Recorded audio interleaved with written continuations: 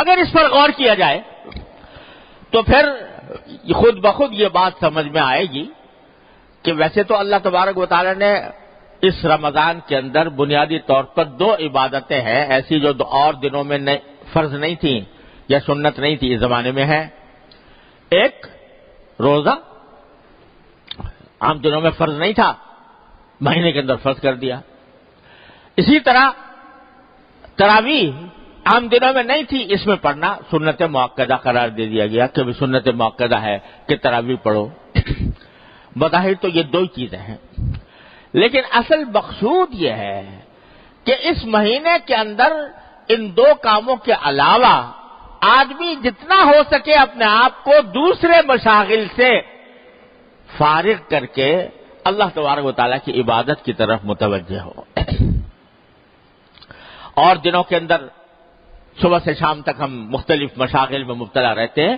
یہ 1 مہینہ اللہ کے لیے اپنے آپ کو فارغ کرنے کی کوشش کرو کہ اپنی مصروفیات، دوسری مصروفیات کم کرو، اور جو حقیقی عبادت کے کام ہے جس کے لیے تم دنیا میں بھیجے گئے تھے، جو تمہاری پیدائش کا مقصد تھا، اس کی طرف اپنی توجہ زیادہ بڑھاؤ. لہذا اس میں روزے اور تراویح کے علاوہ آدمی اس بات کا اہتمام کرے کہ تلاوت قرآن کریم کی تلاوت عام دنوں کے اندر اتنے کرنے کا موقع نہیں ملتا. جتنا ہو سکے قرآن کریم کی تلاوت زیادہ سے زیادہ کی جائے. یہ نبی کریم صلی اللہ علیہ وسلم کی سنت بھی ہے. اور جب رمضان کا مہینہ آتا تھا تو حضرت جبریل امین علیہ السلام نبی کریم صلی اللہ علیہ وسلم کے ساتھ قرآن کریم کا دور کیا کرتے تھے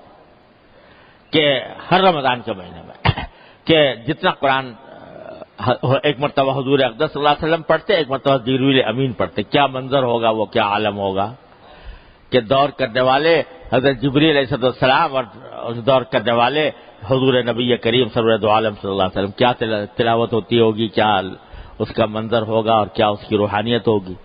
ہر سال یہ ہوتا تھا. اور آخری سال جو آپ کی دنیا میں تشریف رکھنے کا آخری سال تھا، اس میں 2 مرتبہ یہ دور کیا گیا سرکار دو عالم صلی اللہ علیہ وسلم اور جبریل امین کے درمیان. تو اس لیے قرآن کریم کی کو خاص نسبت ہے رمضان سے. تو اس میں رمضان کے اندر پہلے سے طے رکھیں کہ بھئی تلاوت قرآن کی مقدار عام دنوں سے زیادہ اس میں بڑھائیں گے. اور بھائی تلاوت تو ہے ہی، ساتھ ساتھ اگر اس کے بھی اہتمام کیا جائے کچھ وقت نکال کر، اگر پہلے کبھی موقع نہیں ملا ہے تو قرآن کریم کا ترجمہ، اس کی تفسیر کسی مستند تفسیر کے ذریعے کی مدد سے اس کو پڑھنے کا بھی اہتمام کیا جائے. تو تلاوت، پھر چلتے پھرتے ذکر، اور بعض وہ عبادتیں، نفلی عبادتیں جو عام دنوں میں ادا کرنے کی توفیق نہیں ہوتی، رمضان کے اندر اس کا اہتمام کر لیا جائے. مثلا آخر شب میں تہجد پڑھنے کا عام دنوں میں اگر موقع نہیں ملتا، یہ توفیق نہیں ہوتی، تو سحری کے لیے تو انسان اٹھتا ہی ہے، اس سے کچھ پہلے اٹھ جائے اور کچھ رکعتیں تہجد کی پڑھ لے، 8 رکعتیں، 6 پڑھ لے، 8 پڑھ لے. اچھا ہے کہ 8 پڑھ لے. عام دنوں کے اندر تراویح کے بعد، مغرب کی نماز کے بعد 6 رکعتیں مسنون ہیں، یعنی نفلی بات نہیں عام دنوں میں موقع ملتا، اب پڑھ لے. اشراق کے بعد جو رکعتیں، 2 رکعتیں یا 4 رکعتیں،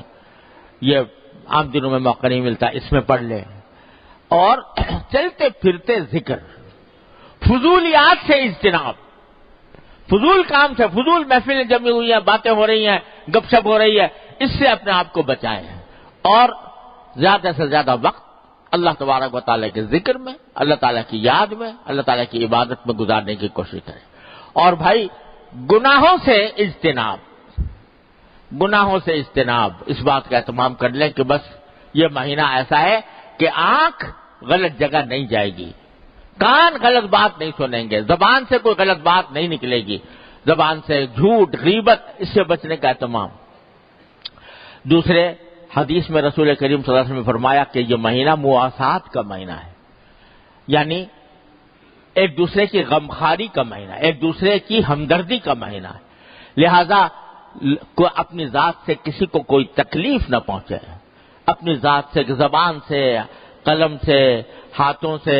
کسی بھی انداز سے کسی کو تکلیف نہ پہنچے، بلکہ دوسرے کے ساتھ ہمدردی کا اور غمخواری کا معاملہ جتنا ہو سکے کیا جائے،